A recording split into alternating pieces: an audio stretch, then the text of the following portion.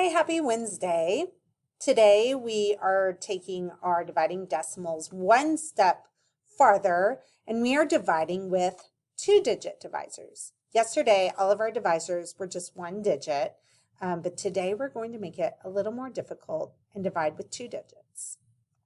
Let's take a look at our first example. This is on your homework, but I've written it a different way here.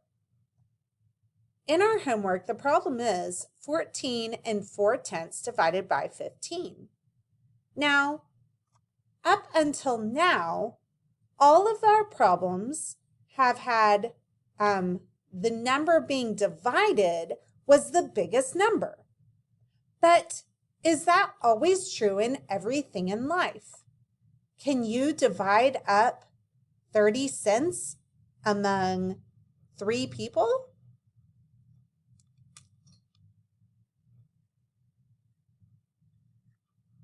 Yes, you can. Even though 3/10 is the smaller number, you can still divide 3/10 of a dollar or 30 cents among 3 people. Each person would get 10 cents, right? Well, let's look at our problem that we are going to solve mathematically. And it is 14 4/10 divided by 15. Well, since we are dividing 14 4/10, that is the number that is going to go into our inside of our little house, and 15 will go on the outside. Everything is the same as if we were doing long division. We need to do our steps. Mom does McDonald's serve cheeseburgers, really?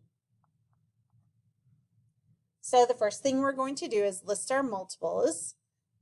And in this problem, we're listing our multiples of 15. Now, you don't have a ton of space to list your multiples here. Do you think it would be a good idea to list your multiples in a place where you have plenty of space? Yes. Sometimes we have to use a separate sheet of paper or a whiteboard and do our multiples there. Now, I don't personally know all of my multiples of 15 from 1 to 9, and I do not have those memorized, so I'm going to have to work them out myself. That means I need to do all of my problems up front, my multiple problems. That means I'm just listing 15 times 1 through 9, okay?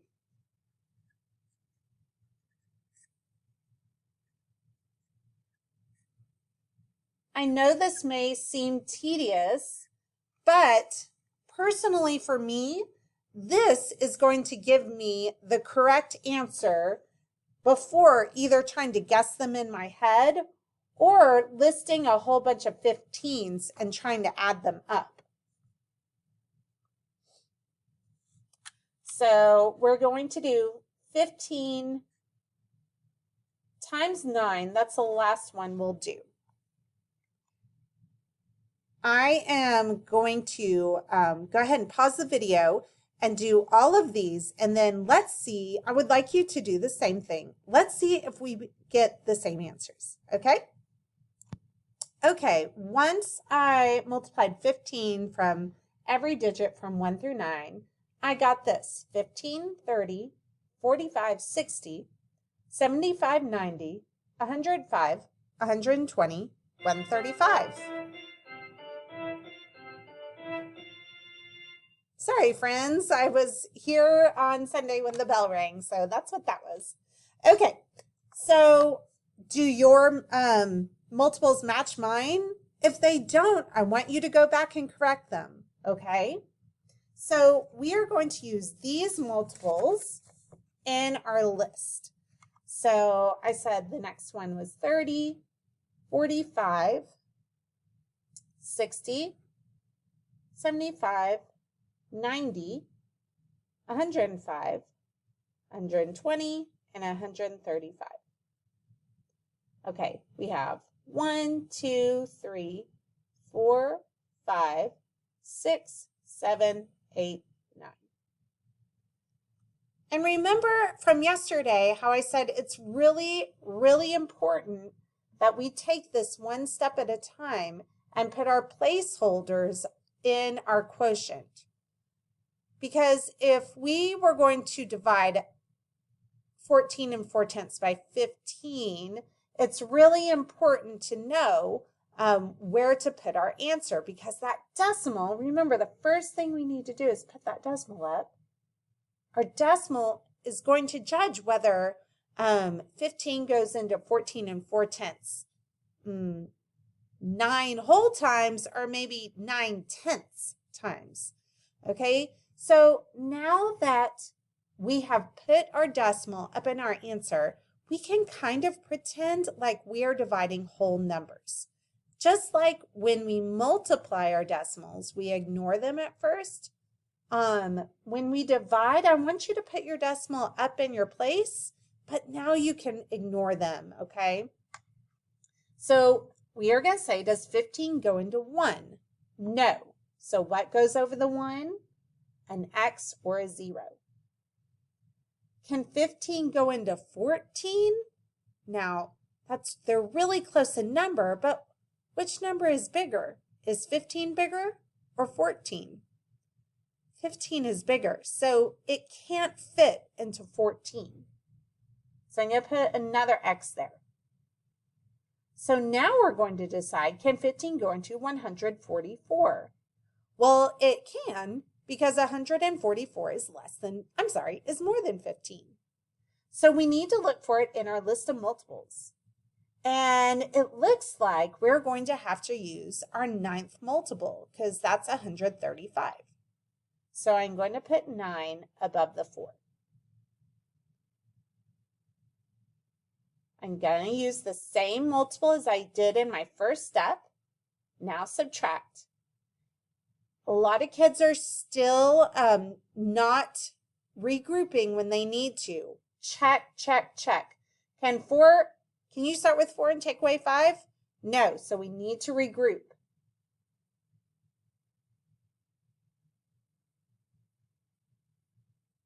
Okay, now, here is one of the things that we need to talk about when dividing decimals. Now, I don't have anything left to bring down. So if we were dealing with whole numbers, right now this step would be 9 is our remainder. But newsflash, ding, ding, ding, ding, ding. Get those red flags waving, because this is a warning. As of now, we no longer have remainders. My R, if we are dividing decimals, my R does not mean remainder. Boop, boop. We do not have any more remainders, okay? We have to keep dividing until we get zeros at the bottom. So what can I do? 15 can't go into 9. So this is a little party trick that Ms. is going to show you. If I put a 0 right here, am I changing the value of my dividend? 14 and 4/10 is the exact same as 14 and 40/100. Remember, I can add a 0 on the end of my decimal without changing the value. So this really doesn't change my number at all. But I can bring something else down to change this 9. So now I can bring down the 0 and turn my 9 into 90. Well, can 15 go into 90? Yes, it can. It's one of my multiples. It's my 6th multiple. So now I'm going to put my 6 above the 0. And we're going to use that same multiple to subtract. And now, when I subtract, I get 0 as my answer, which means I can stop dividing. Now, let's check and make sure that 96/100 times 15 is really 14 and 4/10. So just as a little reminder, remember when we multiply to check, we multiply our quotient or our answer times our divisor. And if we did everything correctly, we should get our dividend as our answer. And our dividend was 14 4/10, or 40 hundredths. Okay, so let's multiply and see if we get that answer. I think I didn't put enough space for me to, there we go. Let's see if that is our answer. Now since we're multiplying decimals, what do? Hey, multiplying decimals, what do? Do we line them up? No. Line them up? No. What do? We ignore them until the end. So if I am ignoring my decimal, it's just as if I were multiplying 96 times 15. Okay, so let's multiply like normal. 6 times 5 is 30.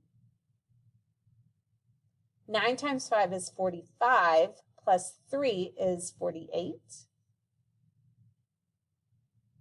Put my 0 there, and now we can multiply by 1. 1 times 6 is 6. 1 times 9 is 9. Now let's add them together. 0 plus 0 is 0. 8 plus 6 is 14. Carry my 1. 1 plus 4 is 5 plus 9 is 14. Now we need to place my decimal in my quotient. Well, if I underline everything on the part side of the decimal, that means I would underline the 9 and the 6. I don't underline anything in 15 because 15 is a whole number. I'm going to underline the same number of places in my answer and then put the decimal there. Well, looky there. We get 14 40 hundredths, the same thing as our dividend. So we did a good job.